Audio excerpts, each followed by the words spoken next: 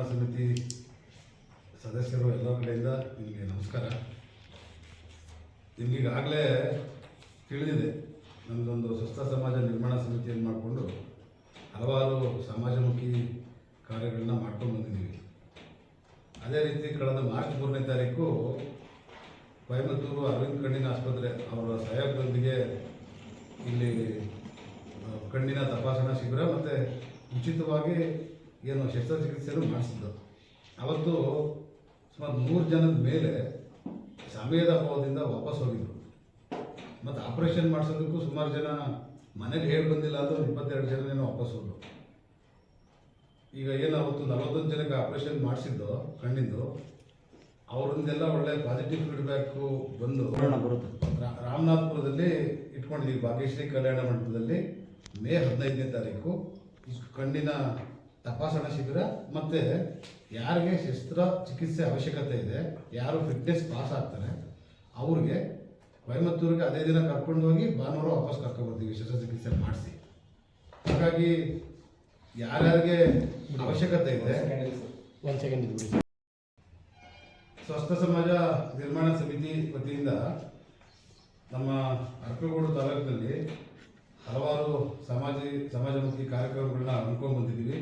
ಅದೆಲ್ಲ ನಿಮ್ಗೆ ಗೊತ್ತಿದೆ. ಇದೇ ಕಳೆದ ಮಾರ್ಚ್ 3ನೇ ತಾರೀಕು ಚನ್ನಬಸವೇಶ್ವರ ಕಲ್ಯಾಣ ಮಂಟಪದಲ್ಲಿ ಉಚಿತ ಕಣ್ಣಿನ ತಪಾಸಣಾ ಶಿಬಿರ ಏರ್ಪಡಿಸಿದ್ದು.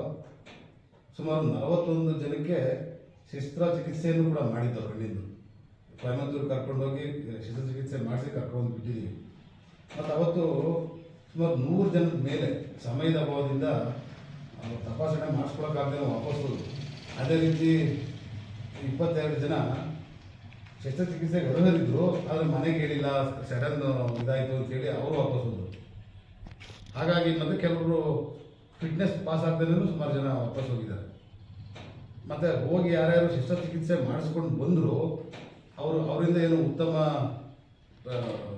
ಪ್ರತಿಕ್ರಿಯೆ ಸಿಗ್ತದಲ್ಲ, ಅದಾದಮೇಲೆ ತುಂಬ ಜನ ಮತ್ತೆ ಫೋನ್ ಮಾಡಿ ಇಲ್ಲ ಇನ್ನೊಂದು ಬಾರಿ ಏನು ಈ ಶಿಬಿರನ ಆಯೋಜನೆ ಮಾಡಿ ಅಂತ ತುಂಬ ಜನ ಮನವಿ ಮಾಡ್ಕೊಳ್ತಾಯಿದ್ರು.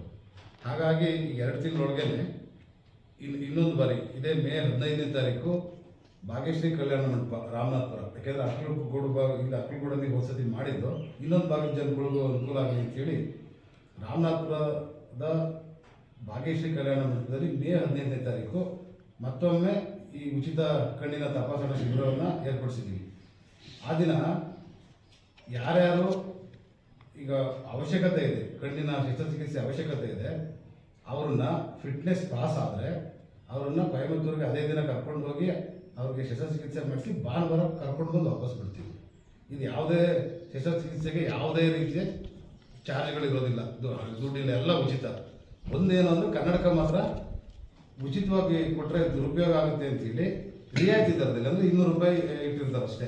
ಅದೇನು ಈಗ ಒಂದು ಯಾವುದಾದ್ರೂ ಡಾಕ್ಟರ್ ಹತ್ರ ಕನ್ಸಲ್ಟೇಷನ್ ಹೋದ್ರೂ ಇವತ್ತು 400 ರೂಪಾಯಿ 500 ರೂಪಾಯಿ ಮಾಡ್ತಾರೆ. ಅದೊಂದು ಮಾತ್ರ ಕನ್ನಡಕ ರಿಯಾಯಿತಿ ದರದಲ್ಲಿ ಕೊಡ್ತಾಯಿದ್ದೀವಿ. ಹಾಗಾಗಿ ಸಾರ್ವಜನಿಕರು ಯಾರ್ಯಾರು ಅವಶ್ಯಕತೆ ಇದೆ ಅವರು ಬಂದು ಈ ಶಿಬಿರವನ್ನು ಸದ್ಬಳಕೆ ಮಾಡ್ಕೋಬೇಕು ಅಂತ ತಮ್ಮ ಮೂಲಕ ಮನವಿ ಮಾಡ್ಕೊಳ್ತಾ ಇದ್ದೀವಿ. ಅದೇ ರೀತಿ ಪ್ರತಿ ವರ್ಷ ಈ ಶಿಕ್ಷಣಕ್ಕೆ ಸಂಬಂಧಪಟ್ಟಂಗೆ ಯಾರ್ಯಾರು ತಾಲೂಕಿನಲ್ಲಿ ಅತ್ಯುತ್ತಮವಾಗಿ ಅಂಕಗಳನ್ನು ಗಳಿಸಿರ್ತಾರೆ SSLC ಮತ್ತು PUCಯಲ್ಲಿ ಪ್ರತಿ ವರ್ಷ ಅವರಿಗೆ ಗೌರವಿಸುವಂಥ ಕೆಲಸ ಮಾಡ್ಕೊಂಡು ಬಂದಿದ್ದೀವಿ. ಮತ್ತು ನಮ್ಮ ಕಡೆ ಸಣ್ಣ ಪ್ರೋತ್ಸಾಹ ಮಾಡ್ಕೊಂಡು ಬರ್ತಾ ಇದ್ದೀವಿ. ಹಾಗಾಗಿ ಈಗೇನು 10ನೇ ಕ್ಲಾಸು ಮತ್ತು PUCಯಲ್ಲಿ ಕಲಾ ವಿಭಾಗ, ವಾಣಿಜ್ಯ ಮತ್ತು ವಿಜ್ಞಾನ 3ರಲ್ಲೂ ಯಾರು ಪ್ರಥಮ ಸ್ಥಾನಗಳನ್ನು ಪಡೆದಿದ್ದಾರೆ ಅವ್ರಿಗೆ, ಮತ್ತು SLCಯಲ್ಲಿ ಪ್ರಥಮ 3 ಸ್ಥಾನವನ್ನು ಯಾರು ಗಳಿಸಿದ್ದಾರೆ ಅವ್ರಿಗೂ ಕೂಡ ಒಂದು ಅಭಿನಂದನಾ ಸಮಾರಂಭನ ಅವತ್ತೇ ಕಲ್ಯಾಣ ಮಂಟಪದಲ್ಲಿ 11 ಗಂಟೆಗೆ ಇಟ್ಕೊಂಡಿದ್ದೀವಿ. ಮತ್ತು ಕಣ್ಣಿಂದು ತಪಾಸಣೆ ಶಿಬಿರ ಸಮಯ ಬೆಳಗ್ಗೆ 7 ಗಂಟೆಯಿಂದ 12 ಗಂಟೆ. ಅದಾದಮೇಲೆ ಯಾಕೆಂದರೆ ಕೊಯಮತ್ತೂರಿಗೆ ಹೋಗಬೇಕಾದ್ರೆ ಅಲ್ಲಿ ಅರಣ್ಯ ಇದೆ, 7 ಗಂಟೆ ಮೇಲೆ ಪ್ರವೇಶ ಇಲ್ಲ, ಅಷ್ಟರೊಳಗೆ ಪಾಸ್ ಆಗಬೇಕು ಎಲ್ಲರೂ. ಹಾಗಾಗಿ 12 ಗಂಟೆ 12:30 ಅಷ್ಟರೊಳಗೆ ಮುಗಿಸ್ತೀವಿ. ಸೊ ದಯಮಾಡಿ ಎಲ್ಲರೂ ಬನ್ನಿ, ಭಾಗವಹಿಸಿ. ಯಾರ್ಯಾರಿಗೆ ಅವಶ್ಯಕತೆ ಇದೆ ಅವರು ಈ ಶಿಬಿರವನ್ನು ಸದ್ಬಳಕೆ ಮಾಡ್ಕೋಬೇಕು ಅಂತ ಈ ಮೂಲಕ ಮನವಿ ಮಾಡ್ಕೋತಾ ಇದ್ದೀನಿ. ಧನ್ಯವಾದಗಳು. ನೀವು ಹೋಗಲ್ವಾ?